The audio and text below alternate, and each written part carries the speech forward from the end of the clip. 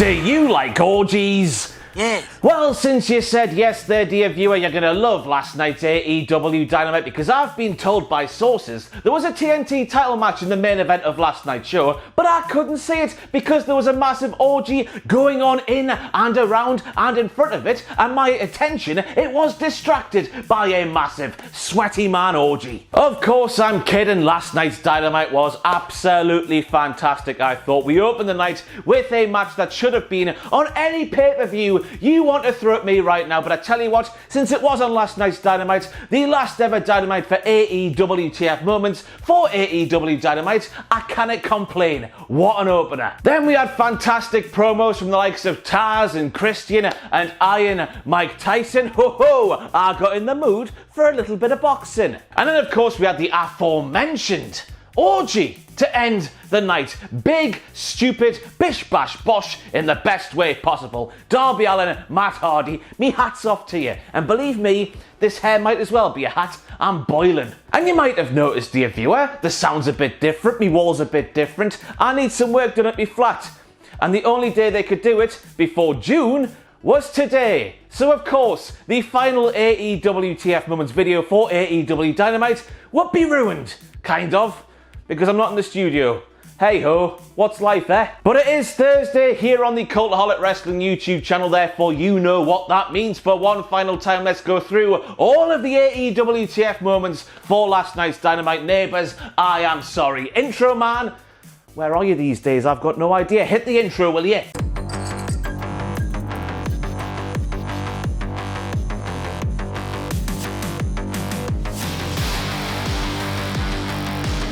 So we kick off the show with Nick Jackson saying, "Why did we do what we did last week?" And I was thinking to myself, tricky Nicky, that's an easy answer for us to give, and I think it's a WTF moment that you're asking us in the first place. Yeah, cooks, yeah, the young cooks, and judging by Nick Jackson's hat right there, you're young cooks who enjoy visiting German sex clubs in your spare cooking time. And Big Dick Tony Schiavone, I have a question for you right now. Who in the blue hell is Mayan Mike Tyson? Mayan? Now I took myself over to the Google machine and it would appear that Mayan, or as it's probably said in Spanish, Miron, is the Castilianized spelling of Catalan Miro.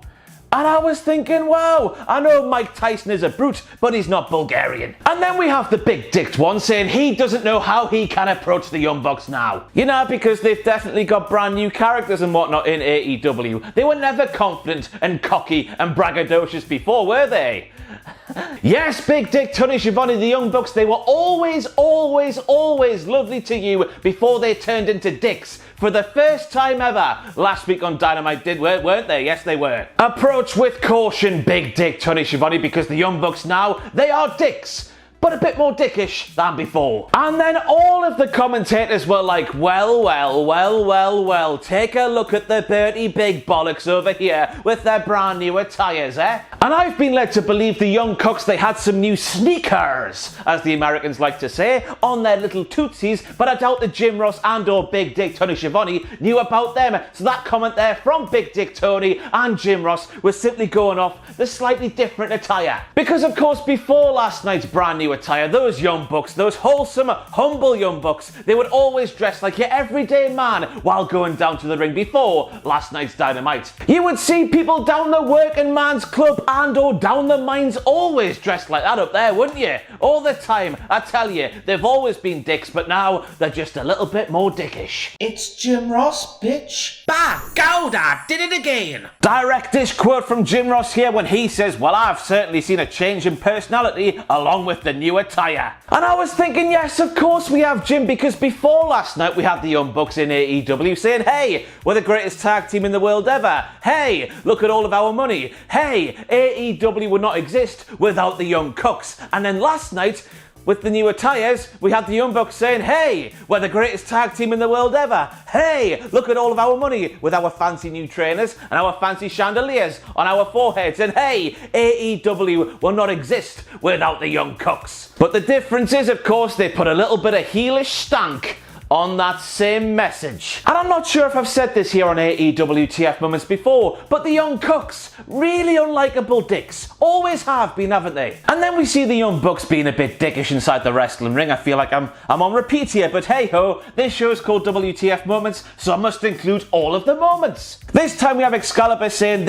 all of this dickishness by the Young Bucks inside of the wrestling ring. This is unlike anything I've seen from the Young Bucks in their career. And I was thinking, hang on Excalibur, just on the surface of things, it's Bullet Club again, isn't it? Seriously everybody, am I missing something when it comes to the Young Bucks in AEW? Just by going off the commentator's narrative alone on last night's Dynamite, I feel like I'm missing something when it comes to the characters of the Young Bucks in AEW. It must just be me, but I must have missed the humble and the wholesome Young Bucks in AEW. When did they exist? If you know, let me know. Unless, of course, the commentary team are on the side of Don Callis and Kenny Omega and the Good Brothers and the Young Bucks. But then again, why would they hate Don Callis so much? I've got no idea. Colour me confused. I guess that is the colour of mauve. It's Jim Ross, bitch. By God, I did it again. Direct quote from Jim Ross this time when he says the Young Bucks seem comfortable in this newly found and ever-evolving personality. Now, sorry if I'm repeating myself, everybody, but Jim Ross, surely you're saying that because the Young Bucks characters here in April, is it April? It's April, isn't it? April of 2021 is the same as it's been for so many years now, but instead they've got Dior shoes on now. And I tell you what, everybody, that is the single last time I'm going to mention the narrative getting pushed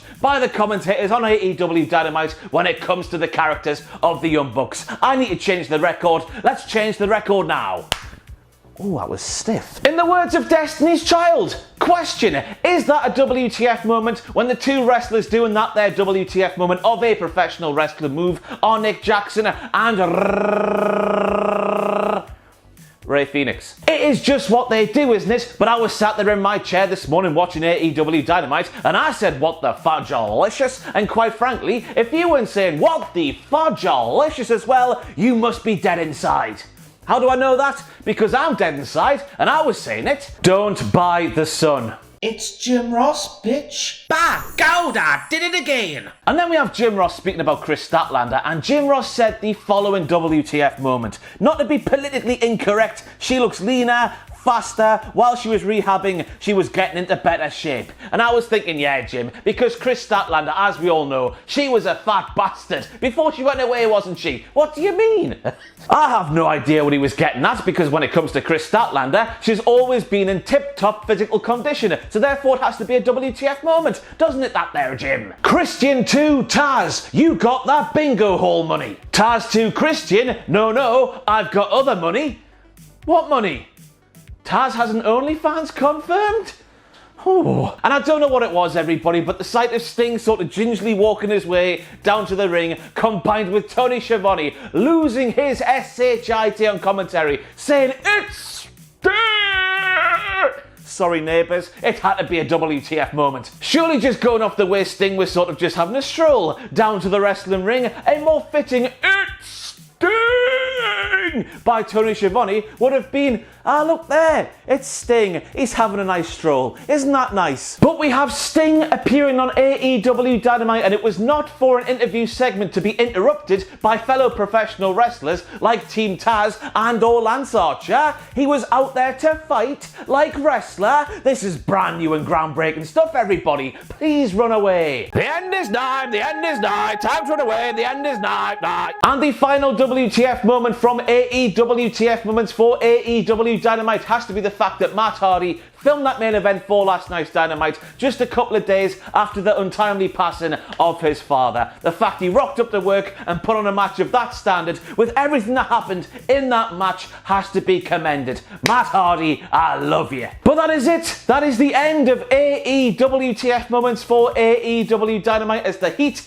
it continues to climb inside my little flat. I am sweating my tits off like Colonel McSweaty Bollocks. What an ironic way to end there. But once again, needless to say, thank you very much for watching these videos over the past year and a half, however long it's been. I very much appreciate you giving me the time of day to spout some bollocks and have a little bit of fun while watching AEW Dynamite. Do not worry, pay-per-view WTF moments for AEW are going nowhere. We'll still be covering each and every pay-per-view for AEW forevermore.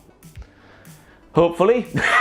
And just in case you're not aware, Raw WTF Moments and SmackDown WTF Moments are also coming to an end this very week. Obviously, the Raw after WrestleMania 37 WTF Moments are on the channel right now. Go and watch them, and the SmackDown video will be live this coming Saturday. So that's it.